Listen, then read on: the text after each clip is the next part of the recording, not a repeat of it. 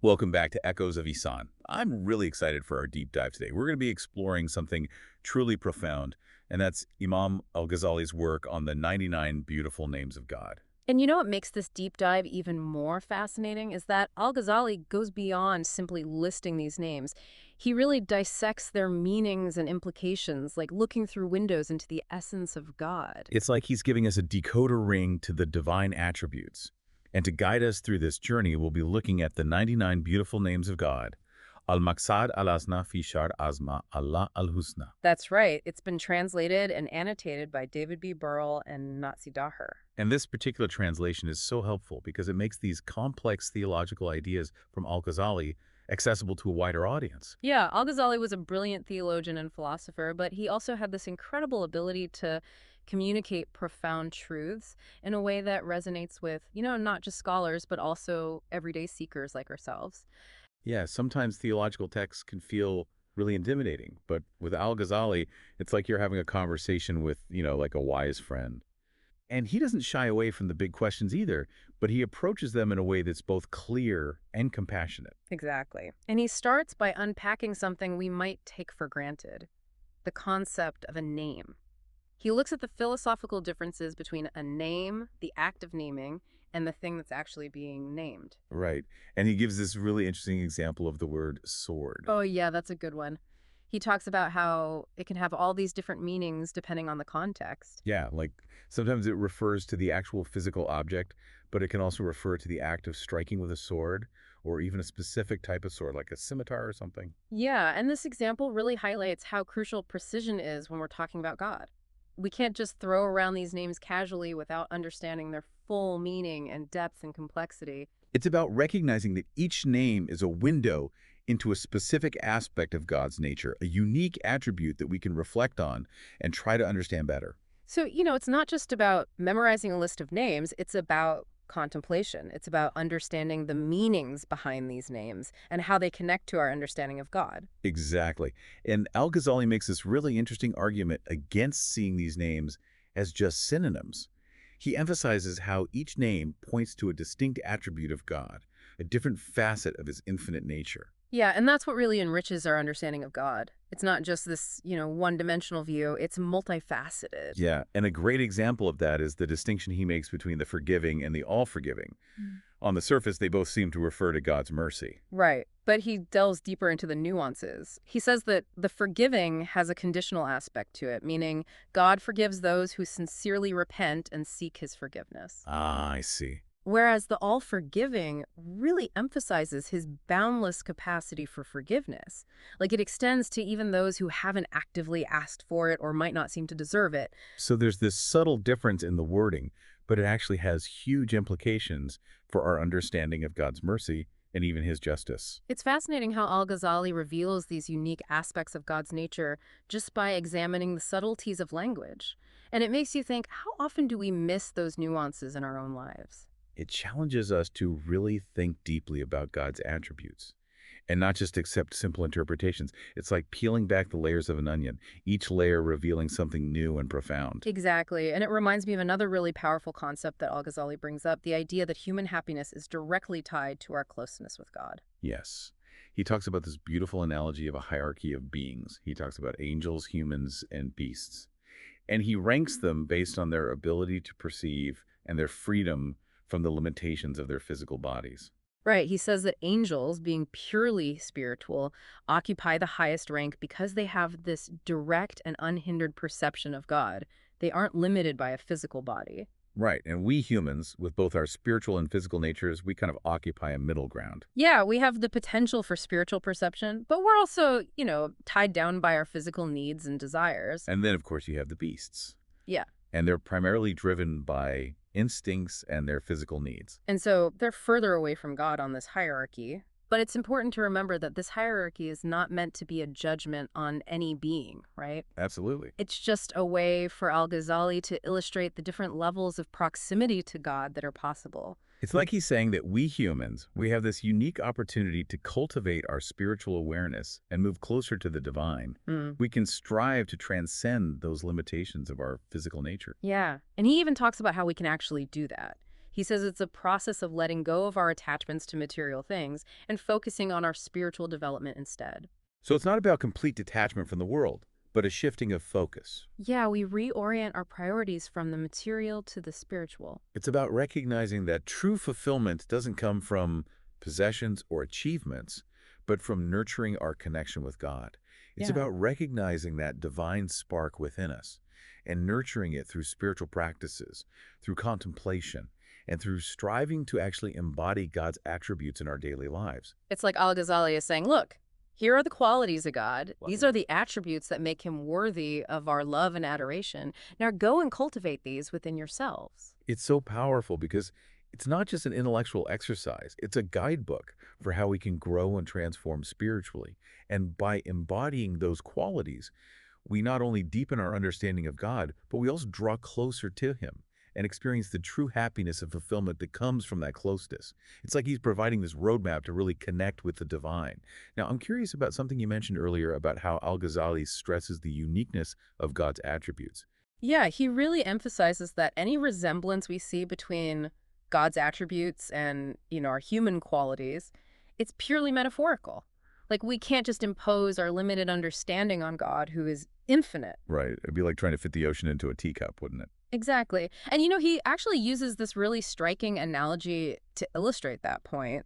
Remember the one where he compares God's power to human power? Oh, yeah. That's the one that really stuck with me. Yeah, it's like, wow, this is something else. He compares it to comparing the sweetness of sugar to, well, the act of intercourse. It's such a jarring comparison that it really makes you stop and think. It's meant to shock us a little bit, out of our comfortable ways of thinking and force us to reconsider how we even approach these concepts. It's like, okay, we need to really expand our thinking here. It's a powerful reminder that human language, our concepts, they just can't fully grasp the essence of God. Right, and that's something we need to keep in mind as we explore these specific explanations of the divine names. We have to approach them with humility, knowing that our understanding is always going to be limited. Absolutely. It's a journey of continuous discovery and awe.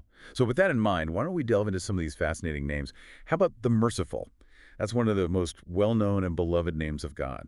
I'm curious to hear what insights Al-Ghazali offers about the true nature of mercy. Yeah, so Al-Ghazali, he goes beyond just a simple definition of mercy, like, compassion or forgiveness. He really delves into the active nature of mercy, showing us how it's this divine desire to alleviate suffering and bestow kindness. And it's not just on those who, we deem deserving, it's even on those who might not appear to merit it. So it's not just a passive feeling of sympathy, but an active force that seeks to bring about well-being and relief from suffering. Exactly. It's about taking action, right? Embodying mercy in our interactions with others and how we treat the world around us. And this actually connects back to that distinction between the forgiving and the all-forgiving, right? That's right. The forgiving, it emphasizes God's willingness to pardon those who repent and sincerely seek his forgiveness. Okay. But the all-forgiving, it highlights this limitless capacity for mercy, extending even to those who haven't actively sought it out or who, by human standards might not even deserve it. It's really about pushing past our limited understanding of what forgiveness should look like Mhm. and recognizing that divine mercy operates on a whole other level. It invites us to cultivate that same kind of boundless mercy within ourselves, to not be limited by those human ideas of worthiness. It's a really profound way to think about forgiveness. It's not transactional, it's not about earning it, it's just this overflowing abundance. Now, how about we shift gears a bit and look at another powerful name, the King. How does Al-Ghazali differentiate between God's kingship and those human concepts of kingship that we're familiar with? Well, he really emphasizes that God's kingship is absolute and eternal, right? It's not like earthly rulers who are bound by time, space, power struggles, all of that. God's sovereignty is unchanging. It encompasses everything. So it's not about ruling over specific territories or controlling people in the way that we traditionally understand human kingship? Exactly, yeah. God's kingship is about ultimate authority over the entire universe and everything in it. It speaks to his power to create, to sustain, to govern, all according to his perfect wisdom and will. It's a much grander and awe-inspiring vision of kingship. So how does understanding God as the king impact our lives, our actions? Well, Recognizing God's absolute sovereignty, it can cultivate humility in us. It reminds us that our lives are unfolding within this larger context, this grand design, and that we're ultimately subject to his will. It's not about blind obedience, right? But a sense of alignment with a greater purpose. Yes, exactly. It's about trusting in his wisdom and guidance, even when we may not fully comprehend his plan. It's about surrender, but a surrender that actually brings a sense of peace and freedom. And that surrender, it doesn't diminish our own agency or free will. It actually empowers us to act in accordance with that divine will, recognizing that our choices have meaning and purpose within this larger context. It's such a beautiful concept. It's like surrendering to a river and letting it carry you to your destination, trusting in its flow. Now, let's talk about a name that has always intrigued me, the all-knowing. Al-Ghazali goes into great detail about the different types of knowledge and how they relate to God. What are some of the key distinctions he makes between human knowledge and divine knowledge?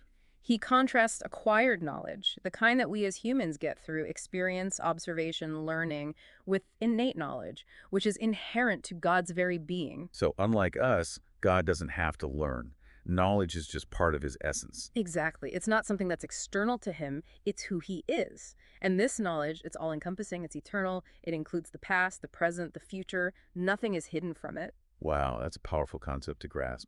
It's humbling to think that even our thoughts and intentions are known to God. It can be a bit intimidating too, right?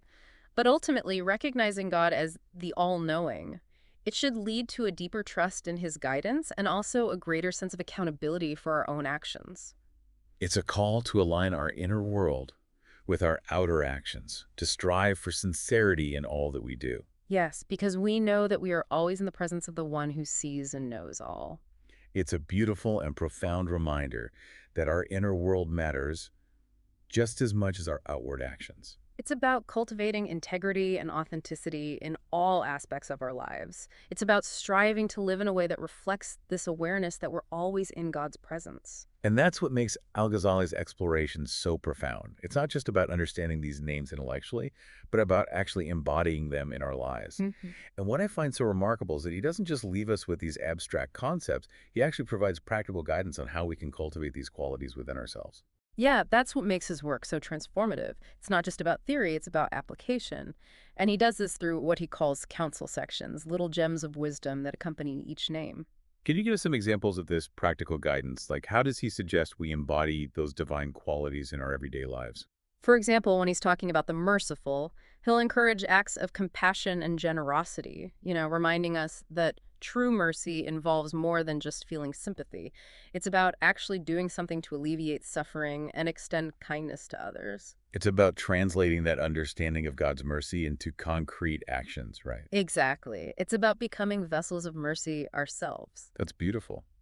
Does he offer similar guidance for other names, like the king, for example? Yeah. With the king, he advises cultivating humility and surrender to God's will, recognizing that ultimately he's the one in control. It's about letting go of our need to control everything and finding peace in that surrender.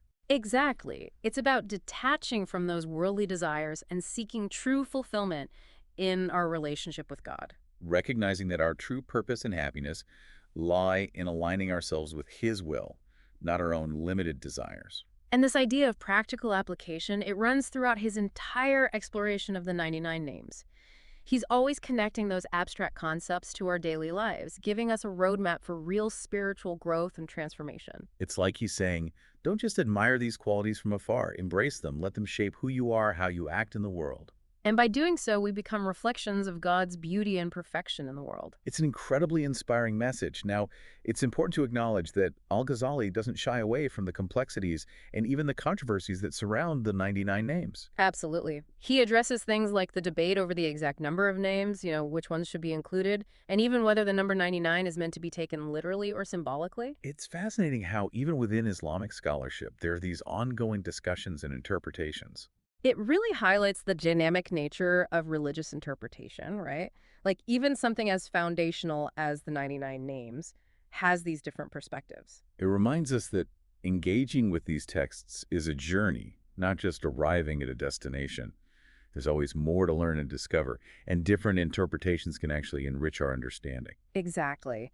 And that open-mindedness is something you see in al-Ghazali's approach to complex theological debates, like the one about God's essence and attributes. You've got different schools of thought weighing in, the Mutazilites who emphasize reason, the philosophers bringing in those Greek philosophical traditions. Yeah, it can get pretty heavy, but al-Ghazali does a really good job of navigating these viewpoints and unpacking those key areas where they differ. Like, he explains how the Mutazilites, with their focus on reason, they tended to see God's attributes as separate from his essence. They were worried that if his attributes were the same as his being, it could, compromise the idea of God's unity and oneness. But then you've got the philosophers, and they were more influenced by Greek thought.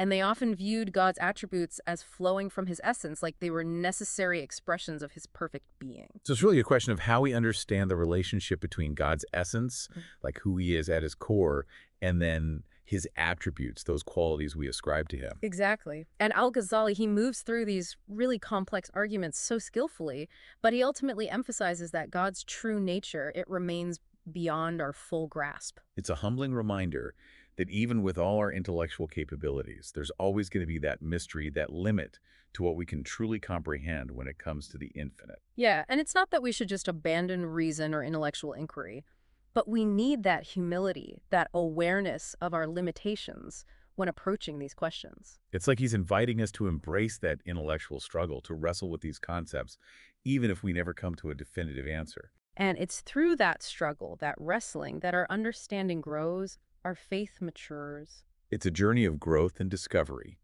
Now, I remember al-Ghazali also touches on those Sufi interpretations of the divine names.